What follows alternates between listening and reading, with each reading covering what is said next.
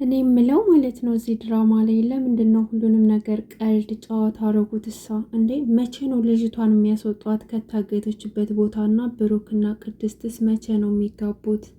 ለምን ቶሎ ቶሎ ብለው ዝናና መሰሎቹ ወደ እስር ቤት አይገቡም?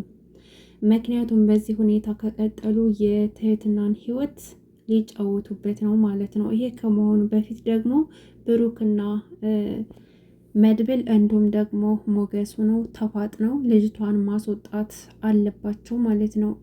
እነሱ ዝም ብለው ማውጣት አለብን ልጅቷን ማስመለጥ አለብን እያሉ ዛሬ ዝና የትህትና ኩላሊት ለሰውየው እንደሚሰጥ ሲናገር ነበር ማለት ነው። እና ልጅቷ በነገራችን ላይ በጣም ነው የምታሳዝነው፣ በጣም ማለት ነው። በዛ ላይ ደግሞ ተስፋ አለመቁረጧ ጥንካሬዋ በጣም የምታስገርም ልጅ ናት በጣም።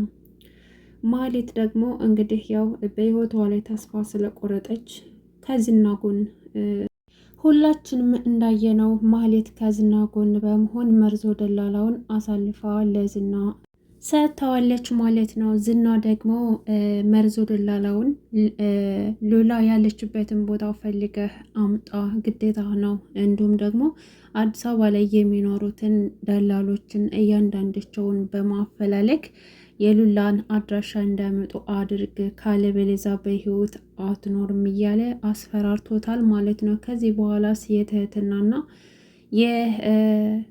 የሉላስ መጨረሻ ምንድን ነው የሚሆነው? ጉድ እኮ ነው። ለምንድን ነው ቆይ ነገሩን አፋጥነው ዝና እንዲታሰር የማያደርጉት? ምክንያቱም እሱ ካልታሰረ መቼም ቢሆን እነሱ ደስተኛ ሆነው ሊኖሩ አይችሉም። ሞገስ ደግሞ ስለ ሉላ በጣም ፈርቷል። ከዚህ በኋላ ምንድን ነው ሆነው? ወንድነቴ የተፈታተነኝ ነው። በሉላ ፊት ደካማ ሆኜ መታየቱ እኔም በጣም እየጎዳኝ ነው። ፊት ለፊት ደግሞ ከዝና ጋር እንዳልጋፈጥ ሉላን አጣታለሁ እያለ ሲናዘዝ ነበረና መድብል ነገሮችን አፋጥኖ የዝናን ነገር የሆነ እልባት ማስያዝ አለበት ብዬ አምናለሁ። እናንተስ ምን ትላላችሁ? ትና ግን ምን አይነት ጠንካራ ሴት ናት! ራሷን ለማዳን የማትፈነቅለው ድንጋይ የላትም። አያችሁ ጠበቃውን ምን እንዳለችው? እና ለዛሬ የፈለከውን ነገር አድርግ፣ የመጨረሻ ቀኔ ነው።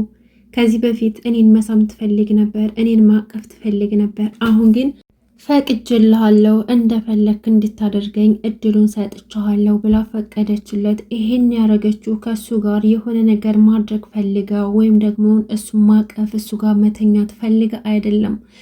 ከሱ ጋር ስልኩን ወስዳ የመርዞ ደላላውን ስልክ ቁጥርና የዳጣን ቁጥር ስለተቀበለች ለእነሱ ጋር ደውላ እንዳተርፈዋት ለማድረግ ነው። እና ትህትና ያለችበት ሁኔታ በጣም ያሳዝናል። አሁን ላይ እነዝና አሳልፈው ሊሸጧት ነው። ምክንያቱም ደሙ ከፋለ የተባለው ሰውዬ አሁን ዝግጁ ነው፣ ሰርጀሪው እንዲደረግ ዝግጁ ነው ተብሏል። እንግዲህ የትህትና ህይወት በእነ እሱ እጅ ነው ማለት ነው። ምናልባትም ከትንሽ ሰዓታቶች በኋላ ኩላሊቷን አውጥተው ለሰውየው ሊሰጡት ይችላሉ እና የዚች ልጅ ህይወት መስዋዕት ሊሆን ይችላል ማለት ነው። ግን ብሩክና መድብል እንዴት ይዘገያሉ? እንደምንም ብለው ትህትናን ሊያስወጣት ይገባል ማለት ነው። አሁን ደግሞ አንድ ጥርጣሬ እንግዲህ እስካሁን ያልታየ ግን ይሆናል ተብሎ የሚታሰብ ነገር አለ። መርዞ ደላላው ምናልባችም እኮ የጠፋው ወንድሟ ሊሆን ይችላል። መርዞ ደላላው እና ትህትና ተገናኝተው ነበረ። ይህም የሆነው ደግሞ ዝና መርዞ ደላላውን አግቶ እቤቱ ድረስ በወሰደው ሰዓት ነበረ እና በአጋጣሚ ተገናኝተው ነበር እና ከዚህ ካለህበት ቦታ የሚፈልገውን ነገር አድርግለትና ውጣ ስትለው ነበረ እና እሷም በህይወቷ ላይ ምን ያክል ተስፋ እንደቆረጠች ነበረ። ነገር ግን ብሩክን ያስወጡት ሰዎች እነማን እንደሆኑ እና እነ ብሩክን እንደሚያውቃቸው ስትሰማ ትልቅ ተስፋ አደረባት። ምክንያቱም ከዛ ካለችበት ያወጡኛል ብላ አስባለች። እነሱም አስበዋል። በእርግጥ ግን በጣም እየዘገዩ ነው እና የትህትና ጉዳይ መፋጠን አለበት ባይ ነኝ። ሰላም ሰላም፣ ውድና የተከበራችሁ የቻናል ቤተሰቦች እንኳን በሰላም ወደ ቻናል የመጣችሁ። ለቤት አዲስ ከሆናችሁ ሰብስክራይብ በማድረግ ቤተሰቡ ነው። እንዲሁም ደወል ምልክቷን አንድ ጫን እያደረጋችሁ ቪዲዮውን ላይክ በማድረግ ጀምሩት። ከእናንተ ምንም የሚቀንስ ነገር የለም፣ ለእኔ ግን ይጠቅመኛል ማለት ነው። ምሳሌ ድራማ ተወዳጁ ምሳሌ ድራማ እንደቀጠለ ይገኛል። ሁላችንም በጉጉት የምንጠብቀው ዛሬ ምን ሊፈጠር ይችላል ብለን የምንጠብቀው ድራማ ነው።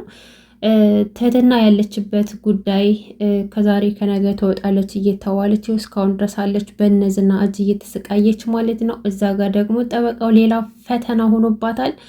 በሌላ ዙሪያ ደግሞ እንግዲህ እነዝና እስካሁን ድረስ እየፈነጩ ነው። እስካሁን ድረስ በህግ ስር አልዋሉም ማለት ነው። እና ዝናና መሰሎቹ እንደ ልባቸው እየተንቀሳቀሱ ከሆነ ለማንም ሰው አይተኙም። መድብል እንዳለው መቼም ቢሆን ጠላቶቻቸው ተኝተው እንደማያድሩና ነገሩን ማፋጠን እንዳለባቸው ሲናገር ነበር መድብል ማለት ነው። እና ትክክል ነው። ነገሩን ችላ ማለት ወይም ደግሞ ማዘግየት የለባቸውም። ቶሎ በፍጥነት ነገሩን የሚሰሩትን ነገር ሰራርተው ዝናም የእጁን ማግኘት አለበት ማለት ነው እና እነሱም ደስተኛ ህይወት መኖር ይገባቸዋል። በእርግጥ አሁን ላይ ደግሞ ሞገስ በጣም እየተሰቃየ ነው። ለምን ዝናን እንዳይጋፈጠው ሉላን የሚያጣት እየመሰለኝ ነው ሲል ነበር ለመድብል ማለት ነው። እና አሁን ያለበት ሁኔታ በጣም ይከብዳል። ዝናን ለመጋፈጥ ምናልባችም ሉላን አጣታለሁ ብሎ ያስባል። ዝም እንዳለው ደግሞ ወንድነቱ እየተፈታተነው ነው በሚስቱ ፊት ሚስቱን ሊጠብቃት እንደማይችልና በሱ እንደማትተማመን ሁሌም ፍርሃት እየተሰማት እንደሆነ ለመድብል ሲነግረው ነበርና በእርግጥ በጣም ያሳዝናል። ማለት የትኛውንም መንገድ ቢጠቀም ለሱ አደጋ ነው ማለት ነው። ዝናን ፊት ለፊት ቢገጥመውም ምናልባት ሉላን ሊቀማው ይችላል። ዝም ቢለውም ደግሞ እንደዚህ በዚህ ልክ ዝናን እየፈሩ ከቦታ ቦታ እየሸሹ እስከ መቼ ድረስ ነው? ዝናሁን መርዞ ደላላውን ይዞት በነበረ ሰዓት ከየትም ቦታ ገብተህ የትም ገብተህም ቢሆን ደላላዎችን አፈላልግልኝና ሉላን ያለችበትን ቦታ እንዲያገኙልኝ፣ ካልሆነ ግን እገላለሁ እያለ እያስፈራራው ነው። መርዞ ደላላው ደግሞ ከታገተበት ቦታ ለመውጣት ግዴታ መስማማት አለበት ማለት ነው። ያንን ካላደረገ ህይወቱ አደጋ ላይ ነው። ያንን ደግሞ ለማግኘት ሉላ የት እንዳለች አሁን አያውቅም። ምክንያቱም ዳጣ ለሞገስ ስለነገረችው ሞገስ ሌላ ቦታ አመቻችቶላታል። ነገር ግን አሁንም ሰላማዊ ህይወት እየኖረው አይደለም። ሁሌም ፍርሃት ነው። ኮሽ ባለ ቁጥር ካሁን ዝና መጣ እያሉ ይፈራሉ። እና ይሄ ነገር መቼ ነው የሚቋጨው? ዝናና መሰሎቹ መቼ ነው የሚታሰሩት? ሲቀጥል ደግሞ ሞገስና ሉላ መቼ ነው እንደ ሰው ሰላማዊ ህይወት የተረጋጋ ኑሮ የሚኖሩት? መቼ ነው? እስከ መቼ ድረስ ነው በዚህ ልክ የሚፈሩት? እና ሁሉንም ነገር መጋፈጥ አለባቸው። ዝናም የእጁን ማግኘት አለበት። እንግዲህ ቅድስቴና ብሩክ ደግሞ ፍቅራቸውን እያጣጣሙ ነው። ነገር ግን ከምን በፊት ሽማግሌ ላኩና በክብር ነው የምታገባኝ፣ ካላገባኝ ምንም ነገር ማድረግ አልችልም ብላ እንግዲህ ሴትነቷን እያስከበረች ነው። መሆንም ያለበት እንደዛ ነው። ቅድስት በምንም ተአምር አልተሳሳተችም። ምክንያቱም ምናልባት ቀድማ የሆነ ነገር ብታደርግ ወንድ ልጅ ነው ሊሰለች ይችላልና እንደዚህ ራሷን መጠበቋና ክብሯን ማስከበሯ የበለጠ እንዲወዳት ነው የምታደርገው። ነገር ግን አሁንም ተባጥነው ነገሩን እስካላስጨረሱ ድረስ ህይወታቸው አደጋ ላይ ነው ማለት ነው። በዛ ላይ ደግሞ ማህሌት እየተከታተለቻቸው እነሱን መበቀል ትፈልጋለች። እንደዛ አመናጭቀው ስቀውባት ተሳልቀውባት ከቤት ስላስወጧት ያንን ነገር መበቀል ትፈልጋለች እና ነገሩን ቶሎ ቶሎ አፋጥነው የሆነ ውጤት ላይ መድረስ አለባቸው ነው የሚለው። እና ማን ነው እስኪ የጠረጠረ? ምናልባት መርዞ ደላላው የትህትና ወንድም ሊሆን ይችላል ብላችሁ አላሰባችሁም? ምናልባት ሊሆንም ይችላል ላይሆንም ይችላል። እኔ ግን እንደዛ አስቤያለሁ። ምናልባት መርዞ ደላላው ከእህቱ ጋር ተገናኝቶ ነበር ማለት ነው። ትህትና ባለማወቅም ወንድሟን አግኝታው ነበር እና ይቺ ልጅ አንድ ነገር ብትሆን ወይ መጨረሻ ላይ እሱ እህቱ እንደሆነች ቢያውቅ ወይም ደግሞ እኛ ከምናውቃቸው ሰዎች ውስጥ አንዱ ወንድሟ ቢሆን አስቡት እንግዲህ እሷ እዛ እየተሰቃየች ወንድሟ ደግሞ በውጭ እያለና ትህትና እንዳጠቃላይ መውጣት አለባት በእነዝና እጅ እንደዚህ ተሰቃይታ ይሄን ያህል ወራት ተሰቃይታ በስተመጨረሻም የእነሱ መደሰቻ መሆን የለባትም ማለት ነው። እንግዲህ በቀጣይ ክፍል ደግሞ አብረን የምናይ ይሆናል። በቀጣይ ግን ማየት የምንፈልገው ትህትና ካለችበት ቦታ ወጥታ እነዚህና ታስረው ነው የምንጠብቀው። አዲስ ነገር በቃ ሁሌም እያጓጉ መለያየት ሳይሆን አዲስ ነገር ማየት እንፈልጋለን።